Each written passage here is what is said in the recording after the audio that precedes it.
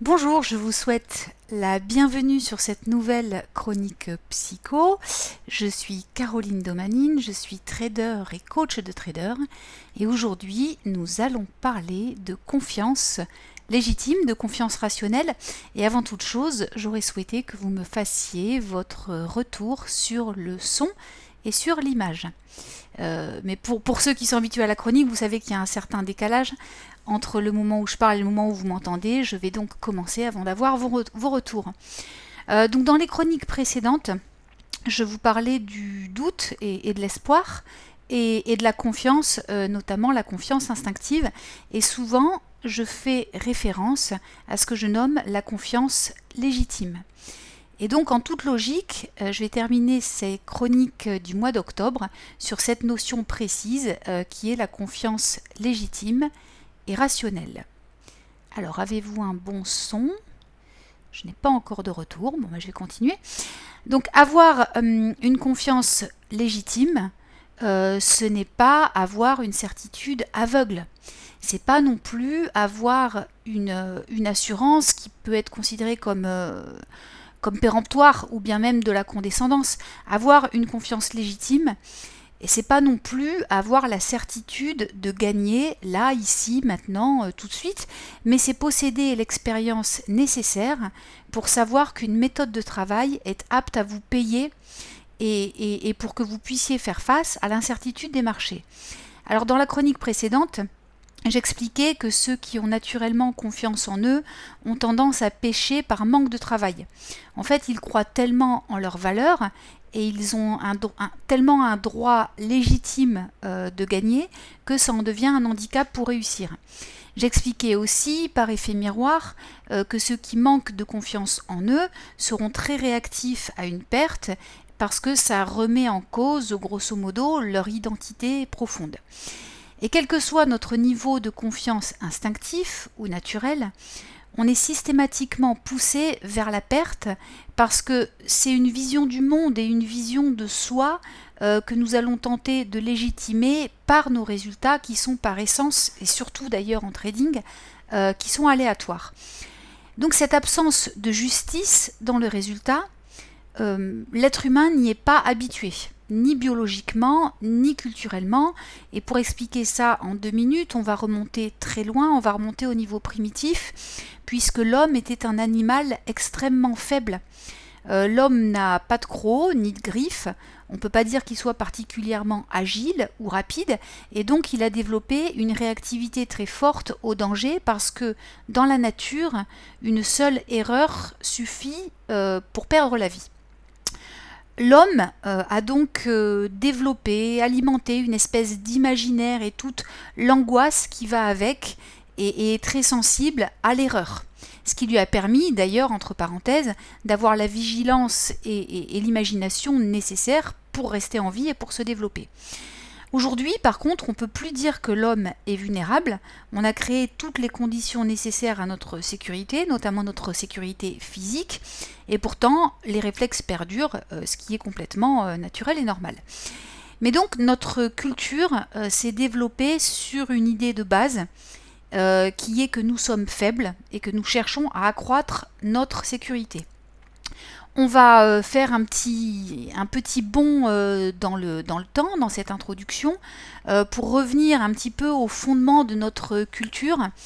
Et je peux difficilement aborder la notion de confiance légitime sans faire référence à Platon. Bon alors rassurez-vous, partez pas tout de suite, on va bientôt parler de trading de manière plus concrète, mais Platon me semble nécessaire. Et dans l'allégorie de la caverne, Platon illustre un principe fondateur en fait de la confiance légitime. Donc pour vous faire un extrême résumé, il y a des hommes qui sont attachés à la paroi d'une caverne depuis leur naissance et qui ne vont voir du monde que les ombres qui se projettent sur le mur en face d'eux. Ils pensent donc de manière très logique, naturelle et normale que ces ombres sont la réalité. Et quand ils sont détachés de cette paroi pour voir les objets réellement, ils ont évidemment beaucoup de mal à s'y confronter et à accepter cette réalité. Si on avance un petit peu, on arrive aux stoïciens, les stoïciens que j'aime beaucoup justement dans cette approche de confiance et dans le rapport qu'on a au trading, et ils ont développé l'idée de Platon dans la confrontation de la représentation, donc de la perception, à la matière. Pour eux, les perceptions sont forcément des mensonges ou des illusions, hein, si on joue sur la syntaxe, et en fait, seul compte la matière et les faits. Les seuls éléments tangibles, c'est la rencontre des corps en fait au sens large et ce qui va émaner de manière pragmatique de cette rencontre. Et donc c'est sur cette base d'idées que nous allons développer la confiance légitime en trading. C'est sur la confrontation des faits au principe de réalité et sur le détachement de la perception qui est par essence soumise à interprétation.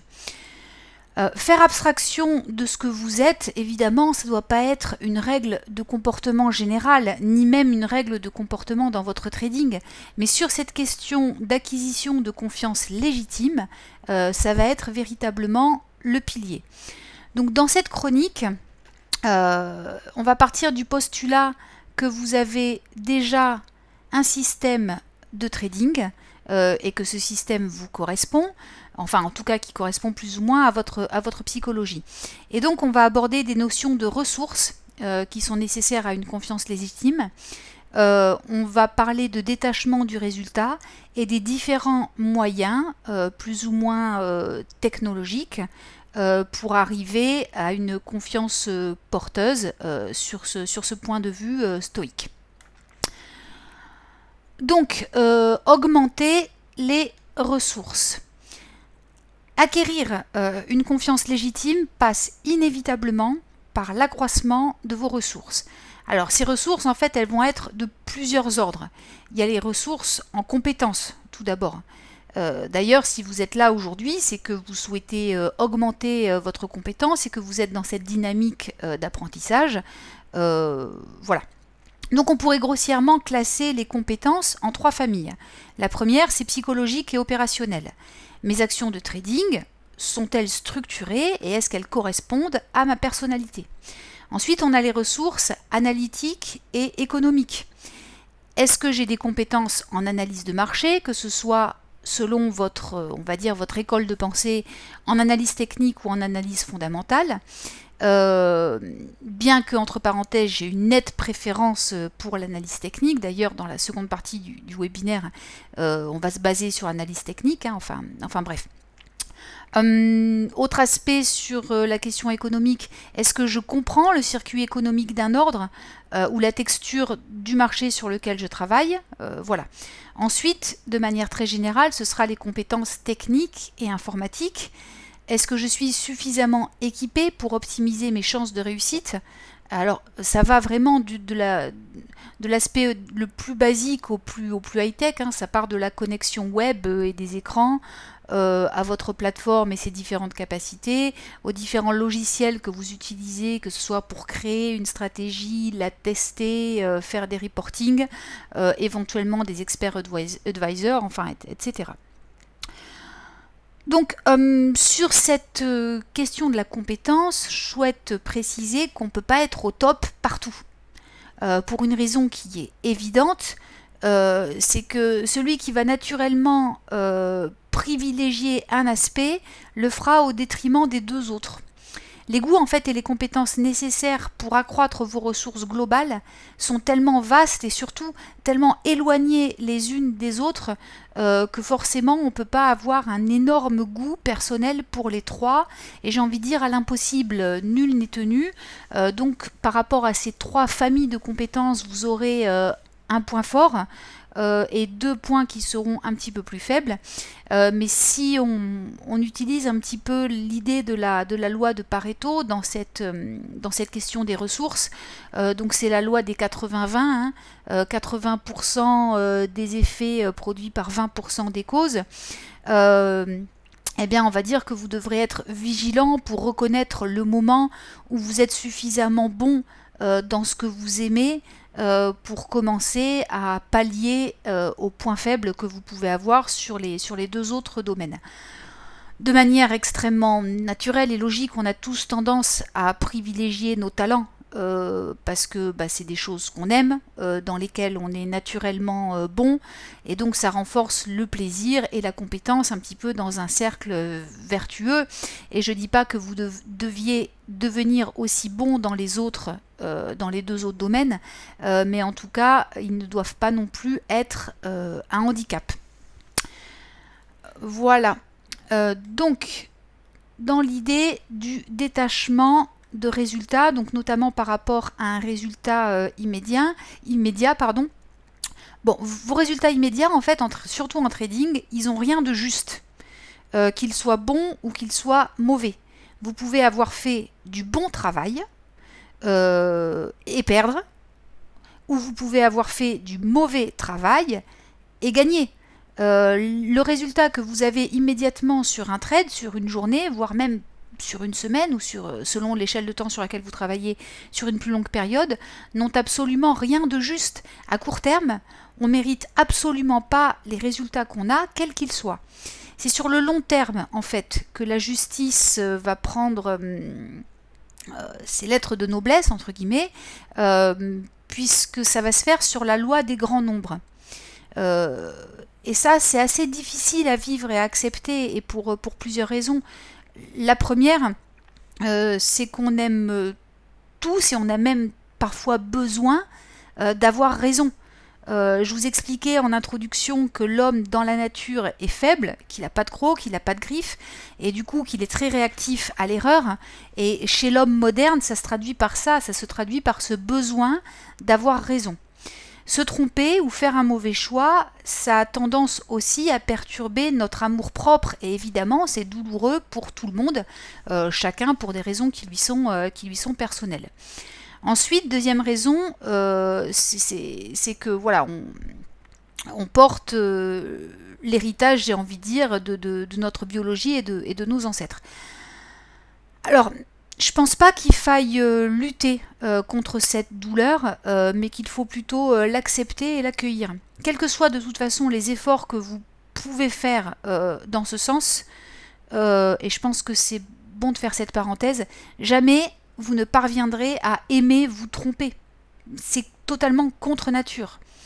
Une erreur qui peut se traduire ou non d'ailleurs en trading, par rapport à cette notion d'injustice, qui peut se traduire donc par une perte, c'est forcément douloureux. Et voilà, on aimerait bien connaître évidemment que des succès, mais ça, dans notre métier, c'est pas possible. Du coup, si je résume, on va dire que on fait forcément des pertes, que ces pertes sont forcément douloureuses, et même si vous travaillez, et beaucoup le doivent, à amoindrir la résonance émotionnelle de cette perte, c'est-à-dire à ce que ça vous touche le moins possible, vous devez aussi en parallèle accepter qu'il y ait une douleur et pas chercher à fuir ou à lutter contre ce sentiment désagréable. Oui, c'est désagréable de perdre. Ok, j'accepte que ce soit désagréable parce que sinon je vais faire des bêtises, confère un petit peu voilà, les réflexes où on revient toujours à cette question, les réflexes conditionnés qui sont la fuite, la lutte ou l'inhibition. Donc on va aborder maintenant la question de cumuler l'expérience et globalement c'est là-dessus qu'on va orienter toute la fin de ce webinaire. Parce qu'une confiance légitime passe forcément par l'expérience. Vous devez donc cumuler de l'expérience. Concrètement, on va dire, il y a deux façons de cumuler de l'expérience. La première, elle est assez longue, elle est évidente. Chaque jour, vous allez tenter d'appliquer votre stratégie avec discipline, en espérant que le défaut de confiance légitime que vous avez à la base, au début, ne vienne pas vous faire péter un câble lors d'une situation de marché qui est désagréable. Cette acquisition classique d'expérience, elle est longue évidemment, mais ça ce serait pas encore trop le problème si elle n'était pas aussi incertaine. Puisque concrètement, 95% des gens, bon je dis 95, ça pourrait être 90 ou 99, mais bon, la grande majorité des gens ne vont pas avoir le temps d'acquérir la confiance légitime avant de faire de grosses erreurs qui vont justement venir impacter tout le travail de confiance qu'ils auront fait dans les jours ou dans les semaines avant. Du coup, la confiance légitime ne se crée jamais puisqu'elle n'a pas le temps d'arriver, j'ai envie de dire, à maturité.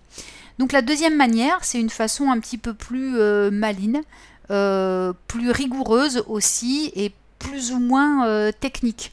C'est cumuler l'expérience du passé des marchés alors que votre stratégie actuelle n'existait pas encore, pour que vous puissiez acquérir en quelques jours ou en quelques semaines l'expérience de plusieurs mois, voire de plusieurs années. Donc c'est de ça qu'on va parler. Pardon. Donc cumuler 2 ou 3 ans d'expérience en 2 ou 3 jours, vous imaginez bien que ça a un coût. Ça a un coût en compétences, des compétences informatiques, économiques, des compétences d'organisation aussi. Et ça va passer par un travail rigoureux qui est généralement considéré comme un travail ingrat par la majeure partie de la population. Voilà, après, tout dépend des goûts. Et donc, on va aborder cette question de cumul d'expérience sur le passé en partant de manière très basique, de façon artisanale, pour arriver à un degré de sophistication plus élevé au fur et à mesure. Donc, la façon artisanale. Pour les swing traders uniquement. Pour ceux qui vont travailler des échelles de temps plus courtes, cette manière-là, elle est juste tellement fastidieuse que c'est pas possible. Bon, alors, après, je me dois de rester impartial, même si j'ai un parti pris pour la technologie sur cette question. Donc voilà, je vous partage les différentes options possibles en essayant d'être le plus impartial possible. Donc la bonne vieille méthode du papier et du crayon, si on peut dire. Vous revenez 6 mois en arrière, vous cochez tous les signaux conformes à votre stratégie, vous délimitez le stop conforme à la stratégie aussi, le target si votre stratégie en a un, éventuellement le stop suiveur ou un retour sur le break-even si ça aussi c'est dans votre stratégie, et vous reportez à l'œil signal par signal dans un tableau Excel par exemple la totalité de ce qui se passe sur chaque trade. Ce travail est ingrat. Ce travail est laborieux, mais il ne demande que peu, voire pas de compétences techniques ou informatiques, et il va vous permettre d'acquérir en 1 ou 2 semaines de travail un éventail de trades suffisamment large pour renforcer une confiance légitime et pour conclure que la stratégie est bonne ou pas. Si elle n'est pas bonne et que vous venez de faire 2 semaines de reporting et de travail de fourmi, j'avoue qu'à ce moment-là, la personne ressent une certaine solitude. Mais voilà, j'ai envie de dire, c'est une autre question. Évidemment, cette méthode de travail va vous demander de la patience et de la motivation, mais de manière totalement artisanale, il n'y a que cette manière pour cumuler l'expérience du passé. Et du coup, ça m'amène à une idée qui est l'idée d'être proactif et non réactif. Et donc, je reprends cette phrase de Lincoln que j'ai déjà souvent citée pour ceux qui me suivent régulièrement. Si j'ai 6 heures pour abattre un arbre, j'en passe 4 à affûter ma hache. Je trouve que c'est une phrase qui est extrêmement porteuse pour notre activité. Donc acquérir une confiance légitime passe nécessairement et sans aucun doute possible par la confrontation de votre idée de trading aux réalités de marché. Et les réalités de marché, il n'y a que le passé qui peut nous les donner. Donc pour ceux qui vont travailler des unités de temps plus réduites, concrètement la méthode artisanale elle est quasiment inapplicable parce que des signaux il y en a trop et ça prend trop de temps pour tester. Bon, dans l'absolu, je dirais aussi que pour les swing traders, il faut vivre avec son temps et utiliser les ressources informatiques à disposition. C'est ce dont je parlais aussi dans les familles de ressources, que si à un moment donné vraiment vous avez une grosse résistance technologique, il va peut-être falloir faire un effort là-dessus, parce que sinon vous allez quand même réduire notablement vos ressources pour pouvoir sortir votre épingle du jeu, quoi. Donc on va commencer à aborder des solutions un petit peu plus technologiques et pour commencer, donc je vais parler des plateformes et des historiques. Parce que le premier enjeu quand vous allez chercher à cumuler de l'expérience rapidement, c'est de bénéficier d'informations fiables, et je répète le mot fiable par rapport au marché. Donc si les historiques que vous avez ne sont pas fiables, en fait l'expérience cumulée, elle repose sur un mensonge, hein. C'est comme un petit peu un château de sable. Et donc les réponses que vous pouvez avoir ne sont pas recevables. Donc en premier lieu, il faut que vous ayez la certitude que les historiques reflètent bien la réalité de ce qui s'est passé sur le marché. Donc, par voie de conséquence, le premier enjeu, c'est de bénéficier d'une base de données tic par tic.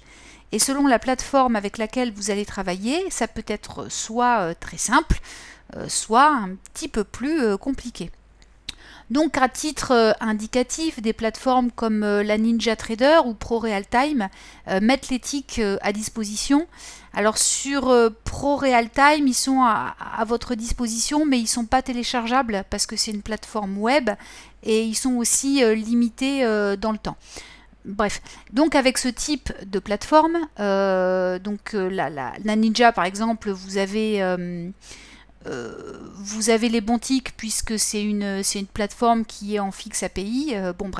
Là ce sera assez simple puisque vous avez déjà dans la plateforme les bons tics.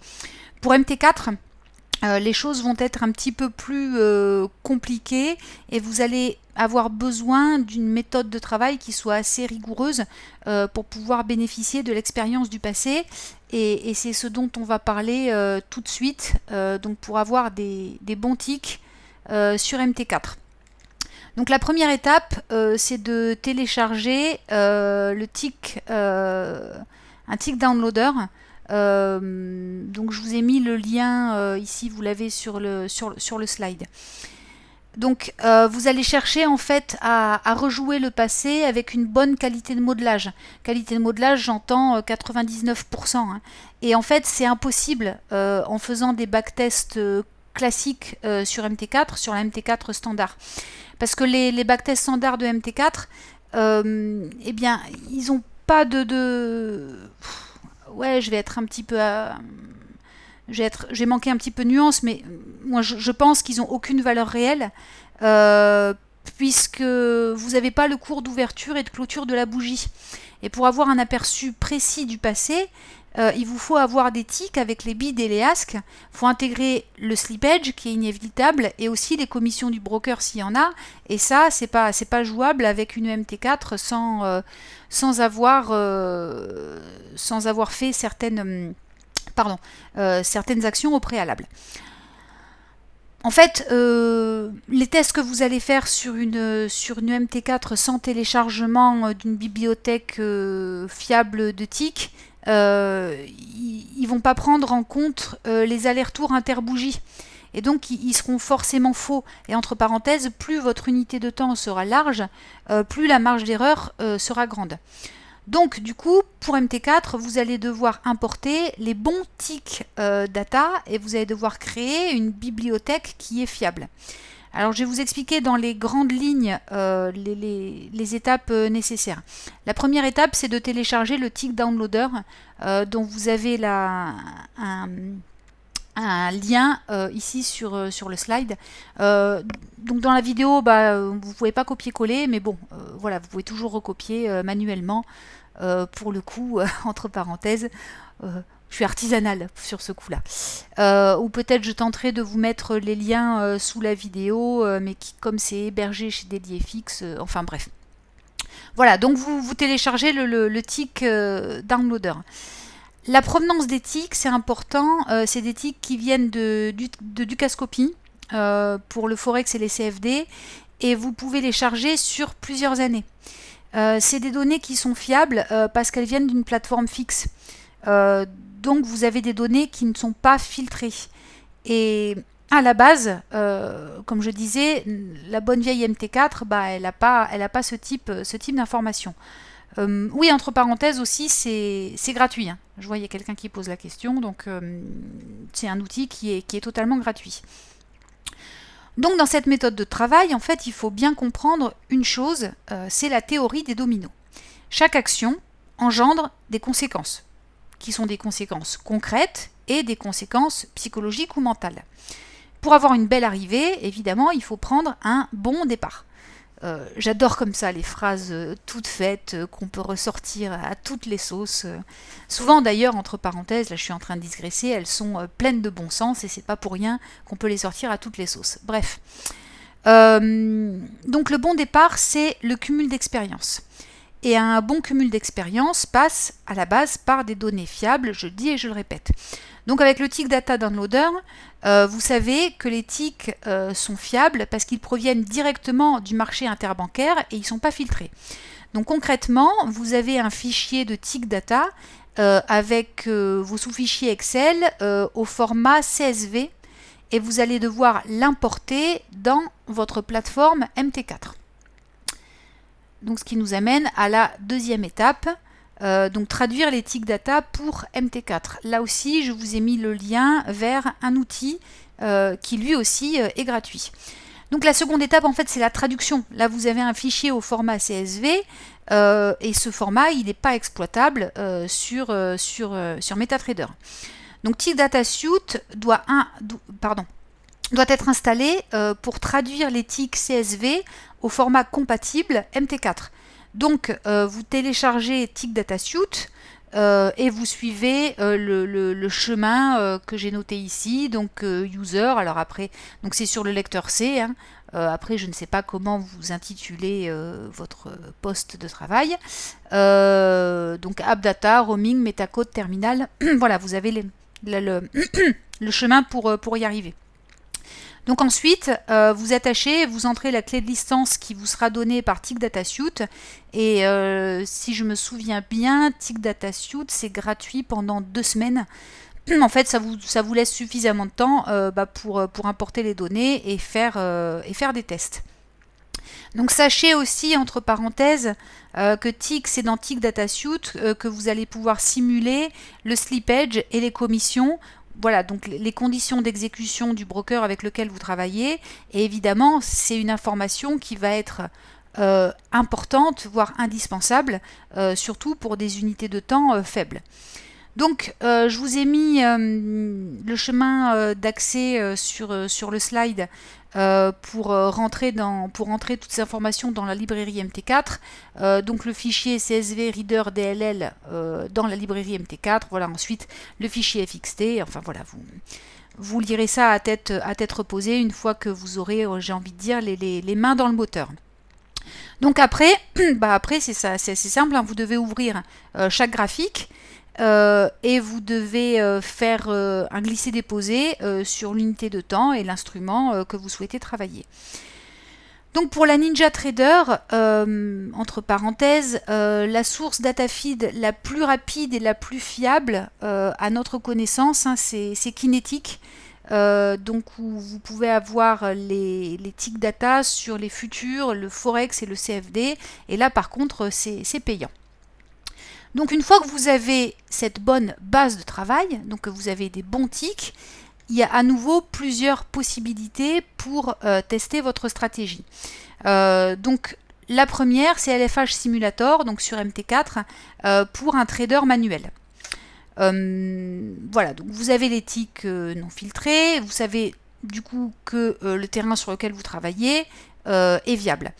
Donc maintenant, avec le simulateur MT4 qui est gratuit aussi hein, et qui n'est pas trop compliqué, vous allez pouvoir confronter votre méthode de travail à la réalité des marchés.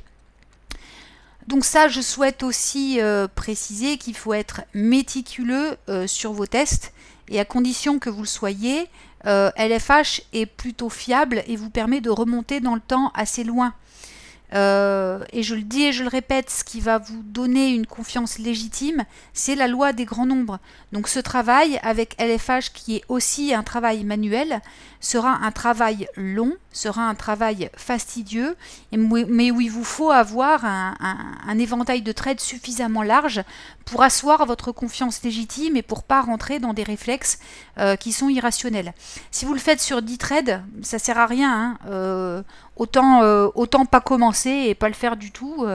Vous aurez probablement plein d'autres choses plus sympas à faire que de perdre votre temps si vous n'avez pas l'intention de le faire sur un éventail de trades assez large. Donc qu'est-ce que j'entends par un éventail large? Sur du très court terme, moi j'évalue à peu près à 200 le nombre de signaux minimum pour avoir une base solide, hein, pas moins. Sur des unités de temps plus larges, donc sur des trades qui vont durer plusieurs jours, voire parfois plusieurs semaines, 50 ça peut suffire, mais à mon sens c'est vraiment le minimum syndical. Plus vous aurez un grand nombre de trades à votre disposition, plus vous aurez une base solide pour asseoir votre confiance légitime, et on rentre une fois de plus dans cette théorie des dominos. Donc l'autre utilité de LFH, c'est que vous pouvez aussi rejouer la journée après une session de travail pour comparer ce que vous avez fait et ce que vous étiez censé faire par rapport à votre stratégie. Alors là, généralement, les personnes qui font ça, souvent, ont des moments un petit peu difficiles en fin de journée, surtout quand la journée a déjà été difficile avant, puisqu'ils se rendent compte, et ça aussi ça vous permet d'une part de prendre conscience de l'impact de votre comportement et d'asseoir une confiance légitime dans votre stratégie. Ça permet de voir que si vous aviez suivi votre stratégie, vous auriez peut-être, hein, pas tous les jours évidemment, mais vous auriez pu gagner de l'argent et que vous en avez perdu. Et alors là, évidemment, vient la question fatidique, qu'est-ce que je fais de cette information? Généralement, dans l'immédiat, on n'en fait rien, on est juste de très mauvaise humeur, mais c'est une information qui peut être utilisée assez rapidement par la suite. Donc ça, c'est vraiment, je veux dire, une manière de confronter ce qu'on a fait, ce qu'on aurait dû faire, et une manière de se poser les bonnes questions et de progresser au fur et à mesure du temps qui passe. Donc nous allons passer à des méthodes un petit peu plus technologiques, notamment par le biais de backtest. Donc des backtests, à faire un backtest sous-entend que vous avez un expert advisor. Donc vous pouvez faire des backtests basiques sur MT4. Et je le dis et je le répète, pour ça il vous faut avant toute chose, c'est la condition sine qua non, avoir les bons ticks. Et donc vous devez viser une qualité de modelage de 99%. Sinon ça veut dire que vous avez mal installé les ticks et que il faut recommencer parce qu'il y a un problème quelque part. Donc cette approche sera destinée à des personnes qui ont déjà un expert à disposition dans MT4 et donc qui ont déjà une certaine avancée technologique. On monte encore d'un échelon dans la technologie pour vous parler de stratégie quant. J'en avais déjà brièvement parlé, je ne sais plus, il y a 2-3 semaines. Et j'ai reçu beaucoup de questions par mail au sujet de cet outil. C'est pour ça que je vais... c'est aussi dans une notion de confiance légitime, mais voilà, je vous en parle aujourd'hui.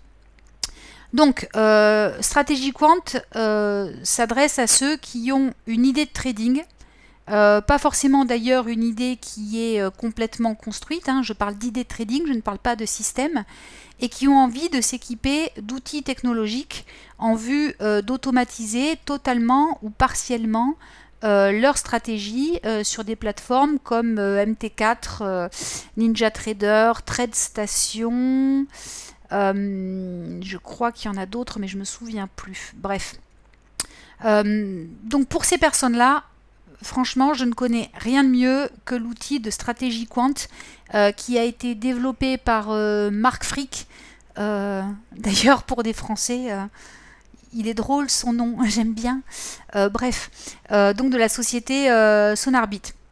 Donc stratégie quant va permettre de créer des stratégies, de les tester et de les optimiser sans avoir besoin d'être un codeur ou un architecte informatique. Et alors ça, c'est quand même quelque chose d'absolument merveilleux. Donc les codes, qui vont être générés sont valables sur plusieurs stations, et en fait stratégie quant va vous sortir le langage informatique spécifiques à certaines plateformes. C'est pour ça que toutes les plateformes ne sont pas compatibles avec StrategyQuant, mais il y en a quand même plusieurs. Bref. Donc dans le logiciel, vous allez d'abord choisir le type de stratégie et de philosophie opératoire que vous voulez. Donc vous avez des blocs de construction, des blocs de construction de stratégie qui sont prédéfinis et que vous allez choisir. Alors visiblement, on me marque qu'il y a un problème de son. Enfin, il n'y a qu'une personne qui le note dans le chat. Ça vous dérangerait de me faire un retour sur le son, éventuellement? Moi, je vois pas de souci chez moi. Bon, bref. J'en étais où? Oui, sélectionner les blocs de construction. Donc, vous allez sélectionner des blocs de construction sur StrategyQuant qui vont vous permettre de créer la base de la stratégie. Donc ensuite, il y a des fonctions supplémentaires, des fonctions sur le prix, sur le temps, sur le type d'ordre, et aussi sur des filtres via d'autres blocs de construction sur une fonction un petit peu avancée de StrategyQuant.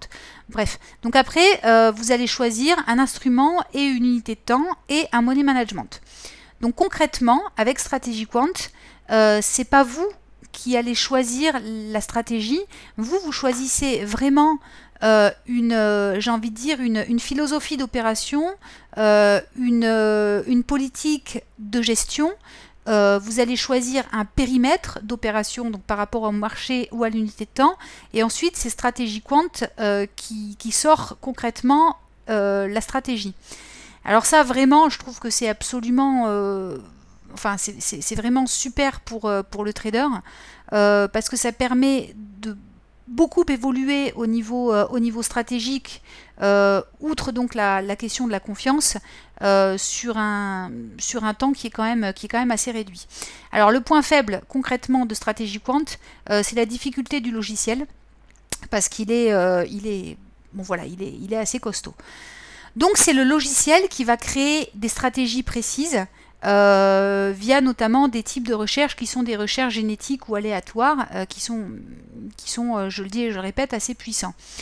Donc dans la création de stratégies, il y a beaucoup d'alternatives possibles et des possibilités de personnaliser. Bon voilà, le but, c'est pas de vous expliquer aujourd'hui en détail comment fonctionne StrategyQuant parce que c'est un gros morceau. Hein.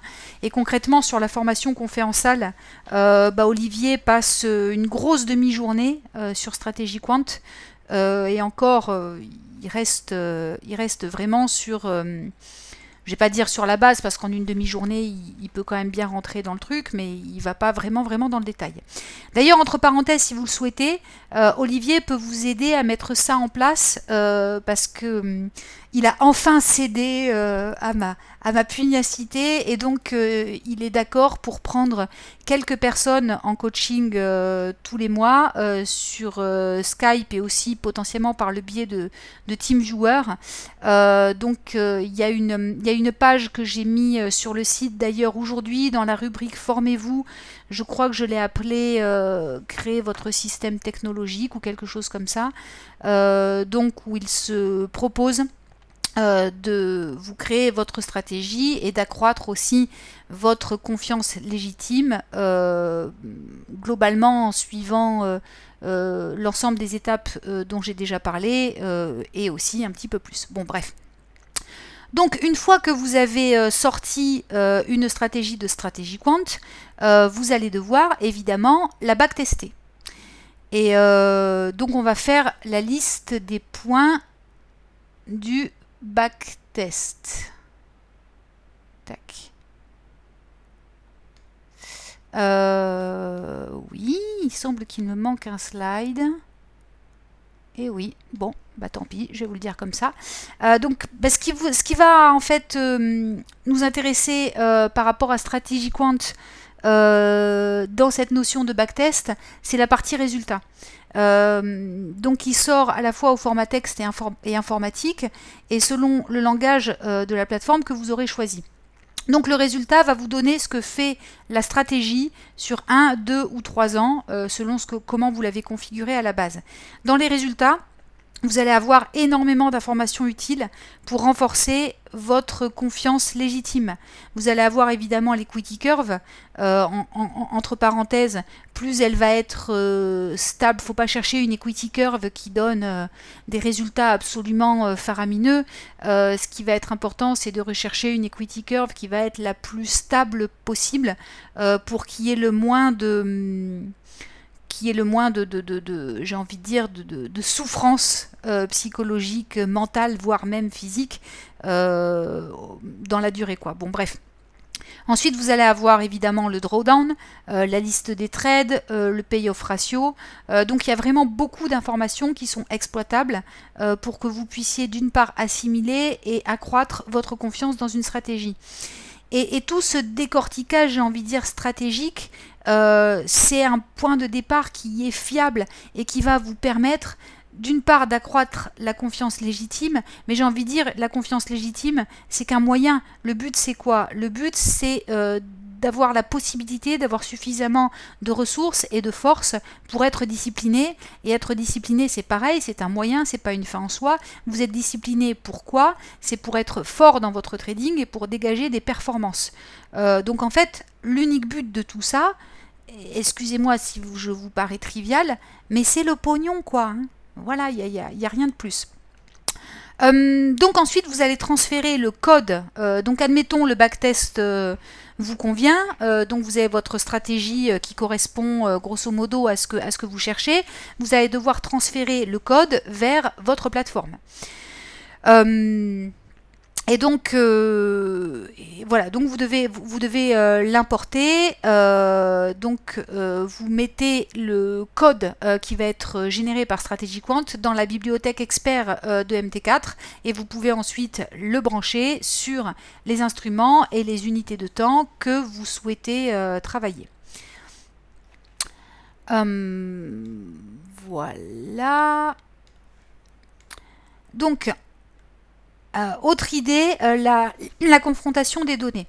Donc vous pourriez penser que le processus en fait s'arrête là et dans la confiance légitime en fait ça va pas s'arrêter là, même si c'est pas totalement faux parce que les actions concrètes, pragmatiques s'arrêtent là, mais en fait dans votre tête il y a encore un petit chemin à parcourir puisque vous allez devoir renforcer le cercle vertueux par d'autres tests qui vont venir confronter les résultats de Strategy Quant.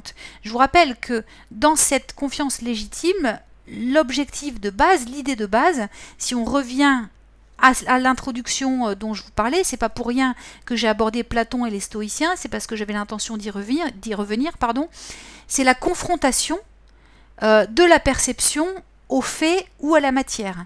Et donc vous allez confronter les résultats de Strategy Quant. Et donc pour le faire, là pour le coup ça va être assez simple et assez rapide. Donc vous avez une base de données antique qui est viable sur MT4, vous n'avez pas oublié. Et bien maintenant vous allez refaire le test, donc un backtest avec MT4 sur le code que vous avez apporté.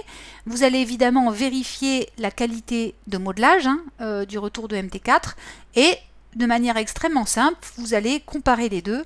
Et là, donc, on revient à la bonne vieille méthode du papier et du crayon. Bon, alors, entre parenthèses, il y a toujours des petites différences.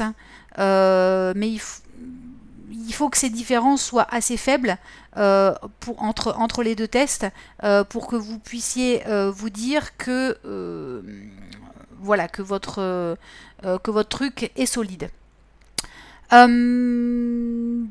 Donc,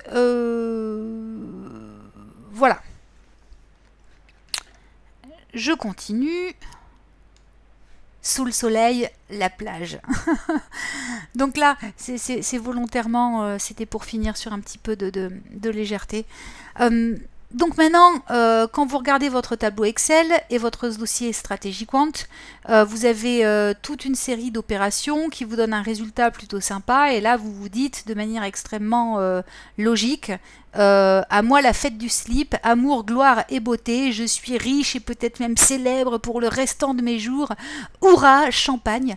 Et pourtant, vous n'y êtes pas encore tout à fait, parce que cette magnifique equity curve, ce pourcentage qui est tellement alléchant, bah, il n'est pas totalement linéaire, évidemment, parce qu'une performance linéaire, ça n'existe pas. Les meilleures stratégies, qu'elles soient manuelles ou automatiques, peu importe, bah, elles ont des périodes de stagnation, elles ont des périodes de perte. Et la question que vous devez vous poser maintenant, de manière totalement naturelle, c'est celle-ci. Au vu de ce que cette approche a réalisé historiquement, est-ce que j'aurais été capable de vivre au jour le jour toute cette période sans changer à tout bout de champ dès que les ventes ne me sont pas favorables? Sur mon compte Twitter, je crois que c'était en début de semaine, j'avais mis un article qui a été écrit par Jérôme Revillier sur les switchers. Donc ces gens qui changent de stratégie vraiment dès que ça va plus trop bien. Et on revient un petit peu à cette idée. La question, c'est cette stratégie dans laquelle vous avez beaucoup investi en travail et en action pour avoir une confiance légitime dans le but de développer votre discipline et du coup vos performances. Est-ce que vous allez être capable de le vivre jour après jour, semaine après semaine? Alors du coup, c'est ici que la technologie ne nous est plus d'aucune utilité, hein, et que la psychologie, j'ai envie de dire, reprend tous ses droits, même si concrètement, après tout ce travail, vous êtes un petit peu mieux armé pour le faire. Voilà, là je botte en touche et c'est probablement une question qu'on abordera une autre fois, puisqu'il est déjà 16h45. Voilà, je vais regarder rapidement les questions que vous avez pu me poser, puisque je jette toujours un coup d'œil rapide sur le chat, hein, mais voilà, je préfère suivre.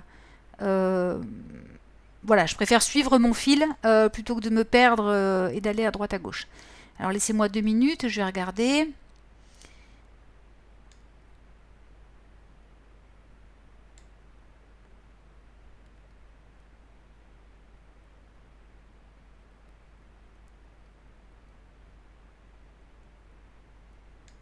Il y a quelqu'un qui marque, je vous le mets.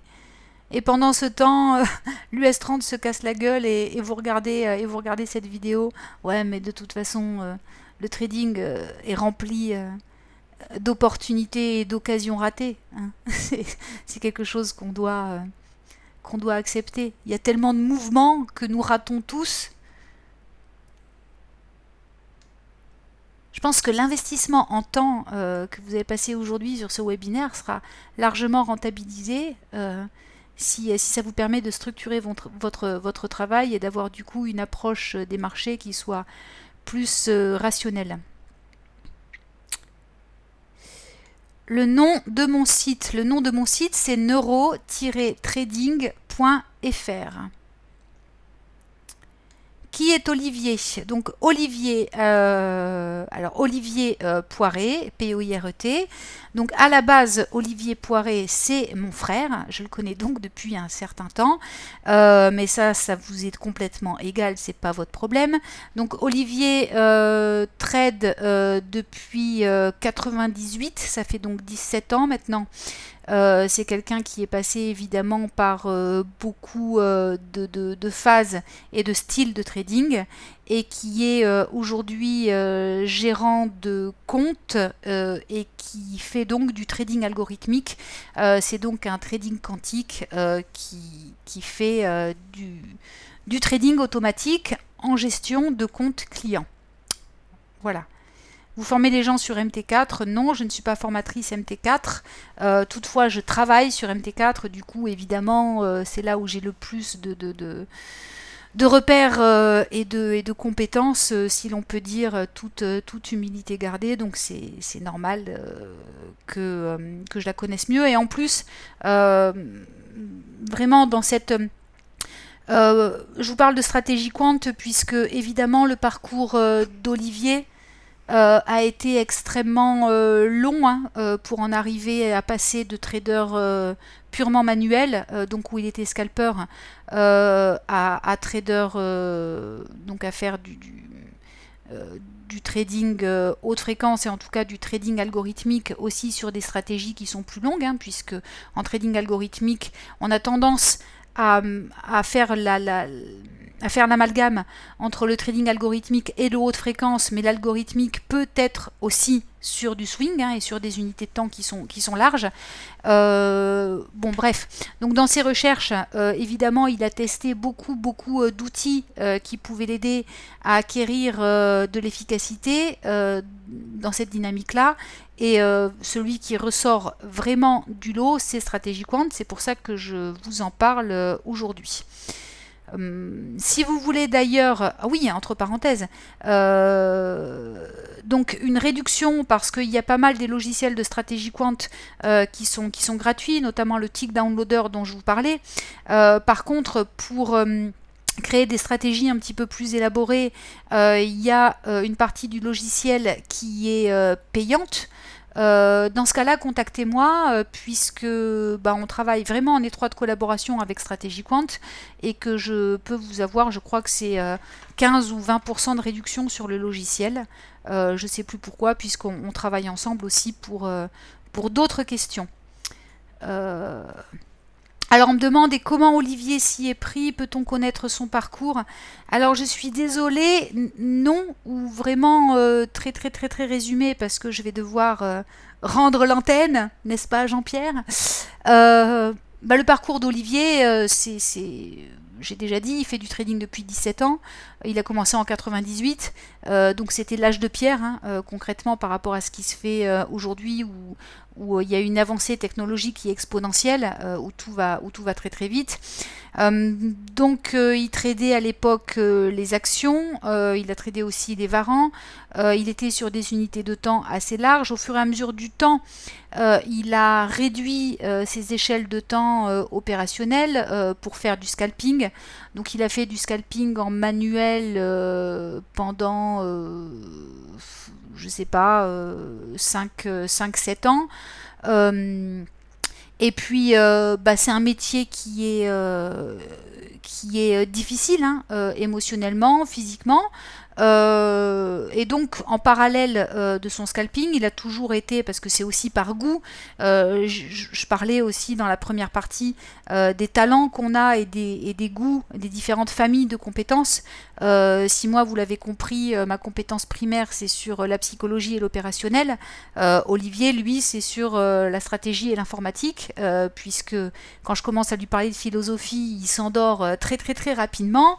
Et lui, voilà, son kiff, c'est l'informatique. Donc, voilà, pour plein de raisons, il a décidé de privilégier des automatisations à la base partielle et ensuite totale des stratégies.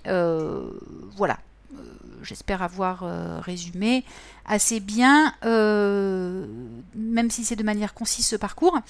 Je vous remercie. Je vous donne rendez-vous donc sur neuro-trading.fr. Je vois qu'il y a beaucoup de questions à propos d'Olivier. Donc écoutez, ce que je vous propose, si vous êtes intéressé par rapport au fait de travailler avec lui, déjà, il y a une petite page de présentation dans la rubrique Formez-vous de Neurotrading qui est en coaching technique et stratégique, je crois que ça s'appelle comme ça. Sinon, n'hésitez pas à me faire un mail et je tenterai de répondre à vos questions de manière la plus exhaustive et rapide possible. Je vous souhaite un bon week-end. Cette vidéo sera retransmise sur YouTube. Faites-nous de la pub. J'ai envie de devenir immensément célèbre. J'ai peut-être pas choisi la bonne niche de marché pour ça. Bon, bref. Au revoir et à bientôt.